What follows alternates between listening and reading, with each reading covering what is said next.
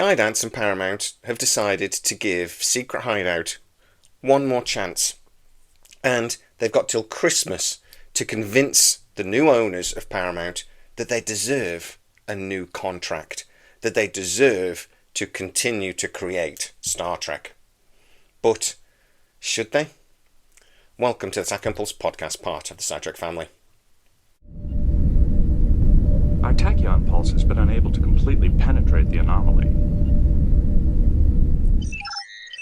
So, I'm going to do two videos, and I'm going to argue in one video that Secret Hideout deserve a new contract, that they deserve to be able to create more of our beloved Star Trek. And in the other, easier video, I'm going to explain why they shouldn't get a new contract. But, hey, I've never made my life easy, and I am going to try to be fair in this video. Because I genuinely believe not everything Alex Kurtzman does deserves to put him in hell. Just some of it. So, first of all, let's argue that they deserve a new contract. First of all, I'm going to point out that actually Rod Roddenberry, Gene Roddenberry's kid, and yes, his name is Rod, well, he goes by Rod. His actual name is Eugene Wesley Roddenberry. If my name was Eugene, I'd go with Rod too. But Rod Roddenberry is heavily involved in Star Trek. When you look at the production companies that are involved in producing Star Trek, it's Secret Hideout, Roddenberry Entertainment, and CBS Studios.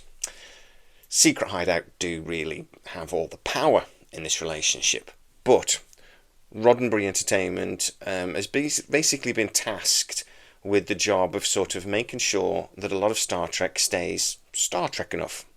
Now, I would argue, if I was doing the other video, which I'm not, that they don't deserve a contract, is that actually Roddenberry Entertainment is there basically for legal reasons, because Gene Roddenberry and the Roddenberry family own elements of the Star Trek franchise because he created it, and that basically it's a name that they can stamp on there to keep fans happy.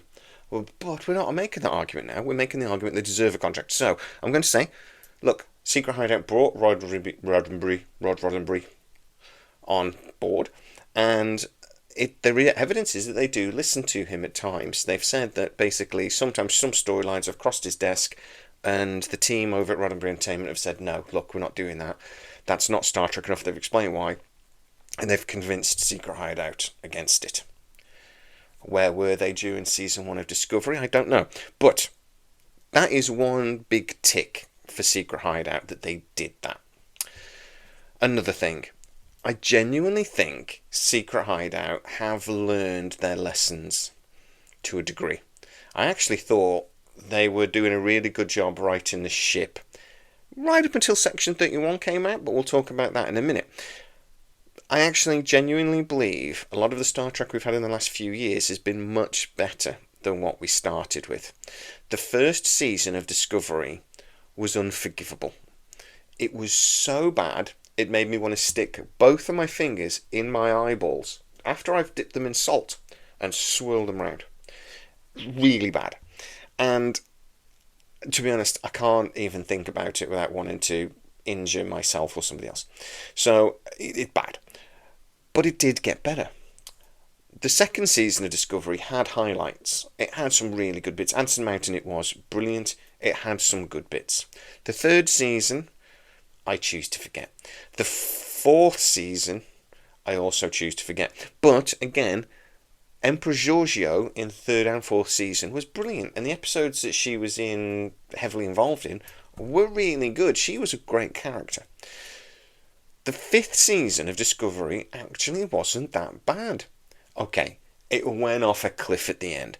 But, as a whole, I watched it and it was okay. I quite enjoyed it. Picard seasons 1, pretty bad. Again, unforgivable. Picard season 2 started really well, went off a flipping cliff, and then ended in the most stupid way I've ever heard. And people keep going on about how brilliant Terry Matalas is. He wrote most of that season. Just saying. Picard season 3, though, was excellent. Even though I'm going to argue the opposite in the next video, but we'll come back to that anyway in the next video. It was excellent, though. It was thoroughly enjoyable. It was entertaining. It was good Star Trek. Now, Lower Decks, was consistently brilliant. And Prodigy was actually really good as well.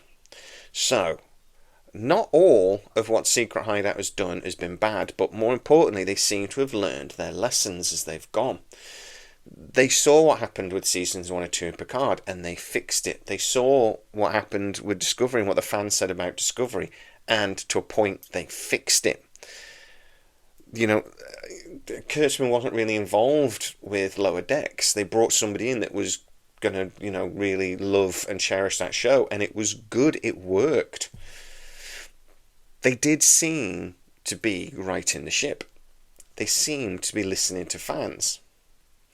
Now, if they can continue that, surely that can only be a good thing. Now, Section 31.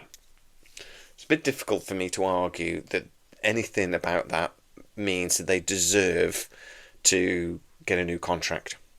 But they did get Michelle Yeoh to do it.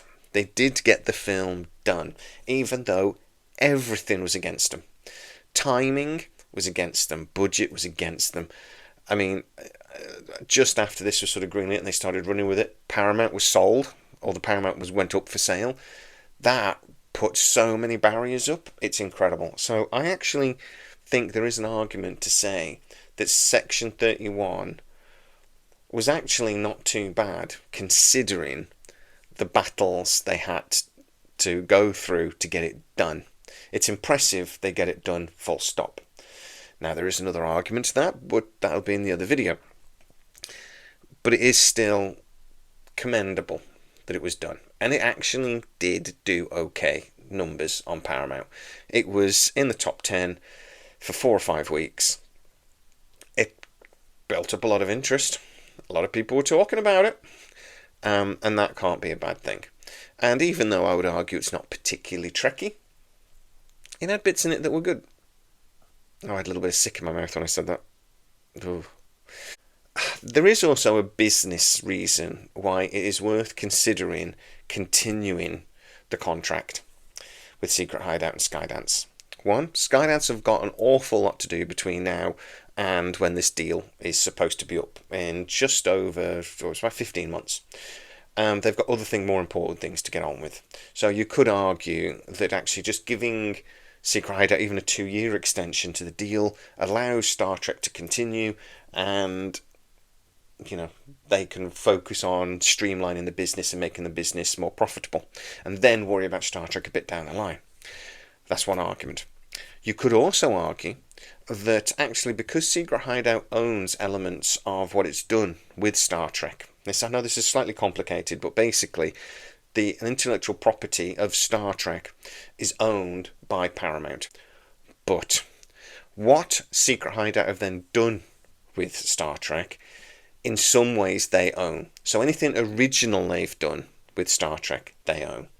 So the basic reason is that you couldn't continue Strange New Worlds, which has been a very popular show, without Secret Hideout on board, because they own elements of it. Now, at the same time, Secret Hideout can't go off and do a series of Strange New Worlds without Paramount, because Paramount own Star Trek. It's a bit of a catch-22 problem. That at the very least, you couldn't do Strange New Worlds 100% as is without Secret Hideout.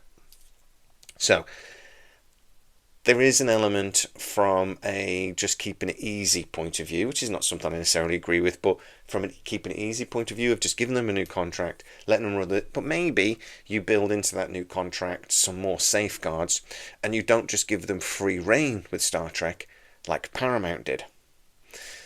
So there is an argument from a business point of view to say, yes, give them a new deal, but with some control measures. Maybe that's what Skydance will end up doing with Secret Hideout, because it's quicker and it's easier, and it'll allow them to carry on just getting Star Trek done while other things are dealt with. But I can't see them getting free rein like they have done in the past. But guys, what do you think? Is there an argument to say that Secret Hideout deserve a new contract? They have done changes. They have improved in lots of areas. Or actually, does the things that they've got wrong just mean they don't deserve it? Get to comments and tell me exactly what you think. In the next video, I'm going to explain to you why they don't deserve a new contract. I think that's going to be a bit easier. In this video, I do feel like I've sort of had to skirt around a few issues. So let's see how that one goes. If you are new to the channel, don't forget to like, subscribe, hit that bell notification. It really helps us out and you'll never miss any of our new videos. Also, you can go to patreon.com/Scitrek, where a lot of our videos do premiere first and you get to see them without the adverts. As always, please stay safe and I'll see you next time. Our tachyon pulse has been unable to completely penetrate the anomaly.